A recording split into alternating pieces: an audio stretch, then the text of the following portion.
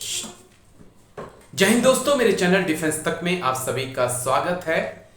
आज एक बड़े अहम मुद्दे पर मैं बात करने वाला हूं। एक्सपर्ट हमारे साथ जुड़ेंगे, उनसे समझने की कोशिश करेंगे। लेकिन सबसे अहम सवाल कि क्या मोदी सरकार ने अपने ही सैनिकों के ऊपर सर्जिकल स्ट्राइक कर दी है? आप कहेंगे कि आज ये कैसा मुद्दा है जिसमें मैं बात करने वाला हूं। दरअसल डिसेबिलिटी पेंशन को लेकर एक नया कानून पास कर दिया गया है। अब डिसेबिलिटी पेंशन की जगह इंप्लीमेंटिव रिलीफ जो है वो सैनिकों को मिलेगी जो विकलांगता का शिकार हो चुके हैं। इतना ही नहीं दोस्तों, और कई चेंजेस किए गए हैं। कहा जा रहा है कि आपको टैक्स देना पड़ेगा।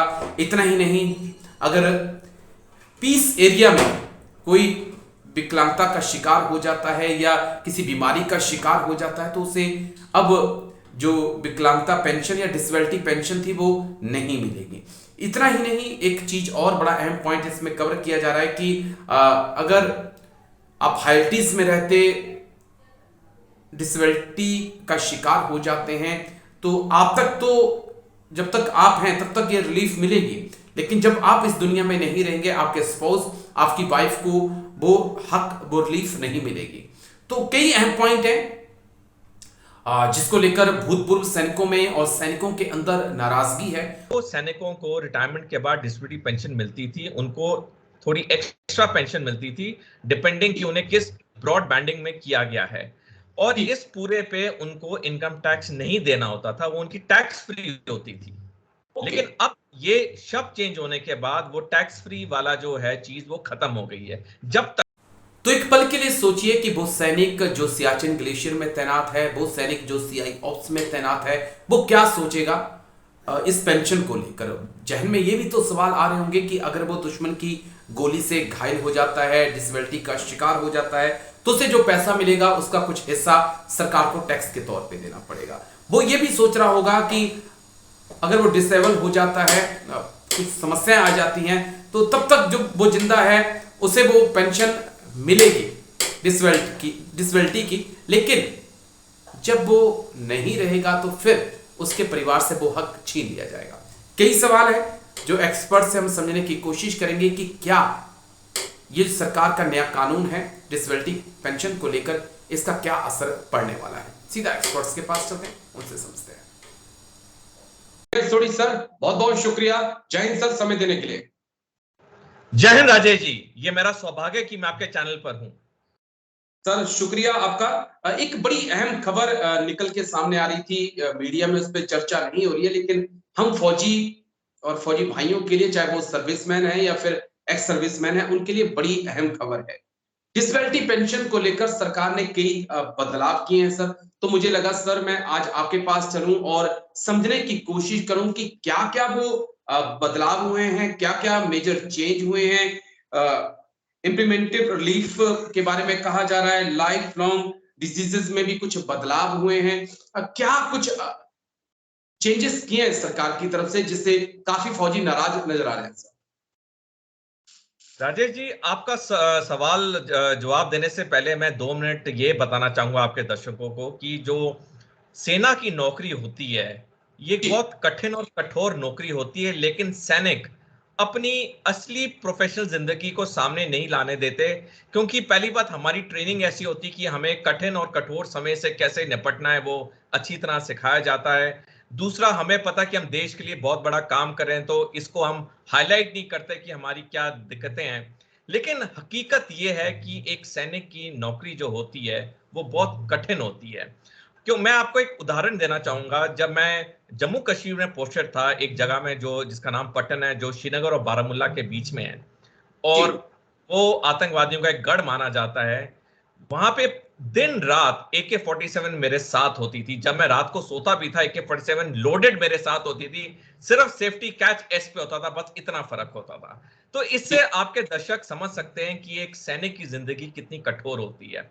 अब जब ऐसे स्ट्रेसेस होते हैं तो ये जो स्ट्रेसेस होते हैं ये कई बार डायरेक्ट स्ट्रेस ये उसमें आ जाते हैं वुंड्स में। जैसे जब काउंटर इंसर्जेंसी ऑपरेशन हो या युद्ध हो, तो उसमें सैनिक को अगर गोली लगे या उसका पैर चला गया या उसका हाथ चला गया, तो ये तो फिजिकल जो कैजुअलिटी होती है वो होती है।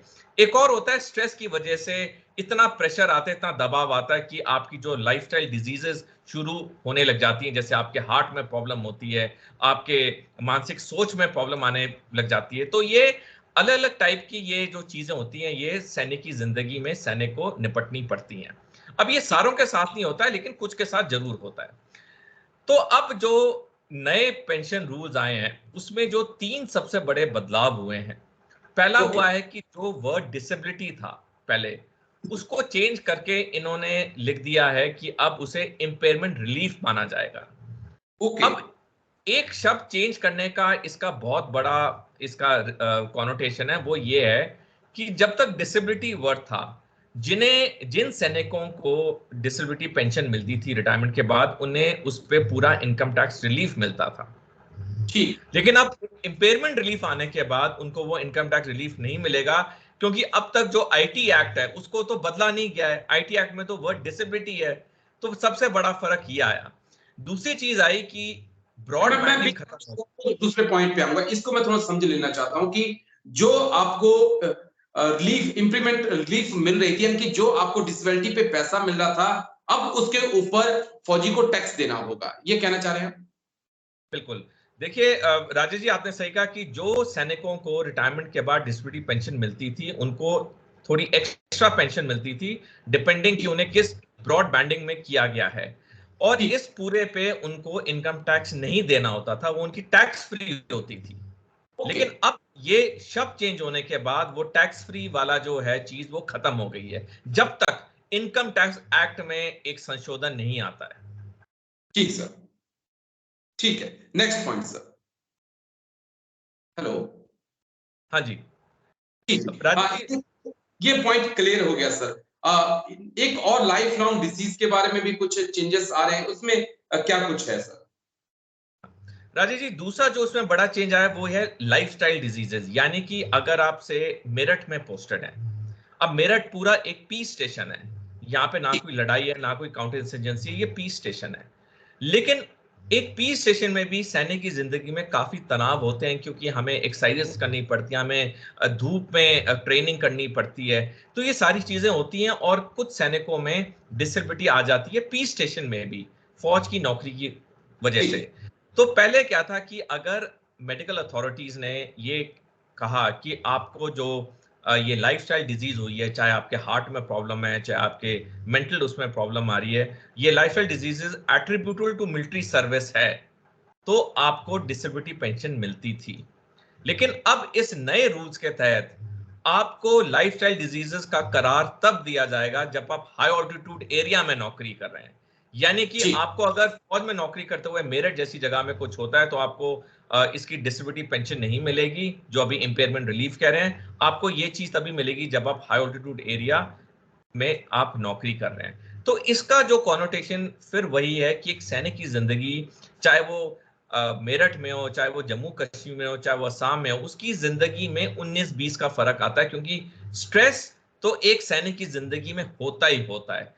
कई प्रेशर होते हैं पीस स्टेशन के, जो कि फील्ड स्टेशन में नहीं होते हैं। कई फील्ड स्टेशन के प्रेशर पीस स्टेशन में नहीं होते हैं। लेकिन ओवरऑल एक सैनिक की जिंदगी में काफी दबाव होता है। मैं बीच में टोक रहा हूं सर फिर से आपको एक बार, लेकिन क्योंकि हमने भी 17 साल इंडियन आर्मी में दिए, तो मुझे लगता है कि पीस की नौकरी एक सैनिक के लिए ज्यादा हार्ड है हाइल्टीज और सीआई ऑप्स की बजाय, जो मैंने फील किया है। जो फालतू की फटीग्स होती हैं वो पीस में ज्यादा होती हैं, ड्यूटीज तो हाइल्टीज में होती है, और उसका प्रेशर ज्यादा होता है सर। बिल्कुल राजेश जी, मैं आपके साथ 100% सहमत हूं। मेरी भी यही धारणा है, और हमारे अधिकतर सैनिकों की भी ये धारणा है। तभी जब किसी सैनिक की पोस्टिंग फील्ड में आती है, वो ज्यादा खुश होता है, क्योंकि कहता है वहां पे मैं एक अपना लिमिटेड प्रोफेशनल काम करूंगा, जो कि वो चाहे टेररिस्ट के साथ लड़ाई है, चाहे काउंटर इंसर्जेंसी है।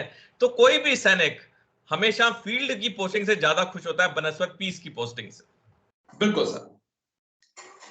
कुछ और पॉइंट्स भी इसमें एड ऑन है सर, कि कहा जा रहा है कि अगर फौजी जो डिसेबिलिटी पेंशन ले रहा था, जिसे अब इम्प्लीमेंटिव रिलीफ कहा जा रहा है, अगर उनकी डेथ हो जाती है तो फिर जो आगे उनकी वाइफ है, स्पाउस जो है, उनको पेंशन नहीं मिलेगी। क्या कुछ और अपडेट्स हैं सर इस पूरे में? देखिए, इसमें जो एक और चेंज ये लाए हैं वो ये है, जैसे आपने अभी बताया, और उसमें एक और जो बड़ी चेंज है वो है ब्रॉडबैंडिंग की। ब्रॉडबैंडिंग का मतलब है कि पहले अगर आपका हार्ट टूट गया और वो एट्रीब्यूटेड टू मिलिट्री सर्विस हो गया, और फर्ज करो आपको उसका 50% डिसेबिलिटी दी, और फिर उसके बाद आपका पैर में कुछ हो गया, आपको 25% डिसेबिलिटी उसकी दी, तो ओवरऑल करके वो ब्रॉडबैंडिंग में आपको बोलते थे आपकी ओवरऑल डिसेबिलिटी इतनी है। लेकिन अब वो ब्रॉड बैंडिंग खत्म हो गई है। ब्रॉड बैंडिंग खत्म होने का सबसे बड़ा नुकसान क्या है कि अब हर चीज को इतना क्वांटिफाई कर दिया है कि आप अगर उस लाइन के पार हैं तो आपको इतना पैसा मिलेगा, इस लाइन के नीचे हैं तो इतना मिलेगा। यानी कि जो डॉक्टर्स आपकी चीज असेस कर पाते थे अच्छी तरह से, वो अब पूरी क्वांटिफाई हो गई है, जो कि किसी भी डिजीज में क्वांटिफाई करना बहुत मुश्किल होता है। ठीक सर।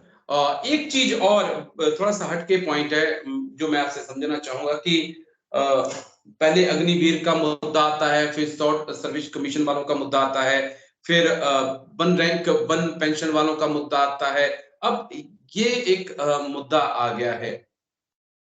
सरकार क्या सैनिकों की अनदेखी कर रही है? थोड़ा सा राजेश जी, ऐसे कि सरकार के कुछ एडवाइजर्स हैं जो कि सही चीज को सामने नहीं आने देते हैं, और जब कोई चीज फाइल पे जैसे पुट अप होती है वैसे ही एक्शन लेना पड़ता है। वो तो सब कुछ नोटिंग शीट पे डिपेंड करता है कैसे क्या किसने उसमें लिखा है।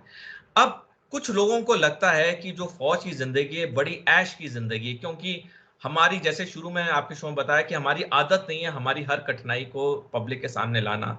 दूसरी चीज, अगर वो देखते हैं कोई फौजी गोल्फ खेल रहा है या कोई फौजी घुड़सवारी कर रहा है या स्विमिंग कर रहा है, कई लोगों को लगता है कि इनकी जिंदगी तो ऐसी है, इनकी जिंदगी तो 5 स्टार वाली जिंदगी है। लेकिन उन्हें हकीकत नहीं पता कि जो वो किसी फौजी को गोल्फ खेलते या घुड़सवारी करते देख रहे हैं, वो उसकी जिंदगी का एक बहुत ही छोटा सा हिस्सा है, और उस छोटे हिस्से को दुनिया ऐसे एम्पलीफाई करती जैसे उसकी जिंदगी बिल्कुल एक 5 स्टार होटल की तरह है। तो ये जो गलत धारणा है लोगों में, ये कारण है कि हमारे जो बजट्स कम हुए हैं, हमारी जो कई चीजें कम हुई हैं, लोगों को लगता है कि फौज पे जो पैसा खर्च हो रहा है वो इतना जरूरी नहीं है, क्योंकि लड़ाई तो होनी नहीं है। मैं बताना चाहूंगा आपके दर्शकों को कि आज के समय में, एग्रीड, 1971 के बाद भारत लड़ाई पे नहीं गया है। एक बीच में छोटी लड़ाई हुई थी कारगिल की, वो भी लोकलाइज थी। लेकिन आने वाले समय में 2035 पे भारत पे पाकिस्तान और चीन ने दोनों ने मिलकर हमला करना है, और ये सारी चीजें पब्लिक डोमेन में हैं। तो अगर हम सोचें कि बहुत साल हो गए हमारा युद्ध नहीं और आने वाले समय में युद्ध नहीं होगा, ऐसा नहीं है। हमारी धारणा हो सकती है कि हम युद्ध नहीं करेंगे, लेकिन हमारे दुश्मनों की धारणा ऐसी नहीं है। वो लोग क्लियर हैं कि उन्होंने भारत पे 2035 में युद्ध करना है। तो ये जो फौज पे या सैनिकों पे जो खर्चा है, ये जी देश की हिफाजत के लिए है, ये उनको और स्ट्रॉन्ग करने के लिए है। अगर आप किसी सोसाइटी में रहते हैं, अगर सोसाइटी की सिक्योरिटी ठीक नहीं है, तो सोसाइटी के अंदर आए गए दिन वहां पे वारदातें होंगी, चोरी चकारी होगी। तो जब तक हमारा हर नागरिक ये नहीं समझता है कि सैनिकों पे या सेना पे जो पैसा खर्च हो रहा है वो हमारी हिफाजत के लिए है, वो वेस्ट नहीं है, तो ऐसी चीजें आती रहेंगी और सेना का बजट आए दिन कम होता रहेगा। जी, चलिए बहुत बहुत शुक्रिया कर्नल सोढी सर, बहुत बहुत शुक्रिया। Thank you. जय हिंद। तमाम चीजों को मुझे और मेरे दर्शकों को समझाने के लिए थैंक यू सर। जय हिंद।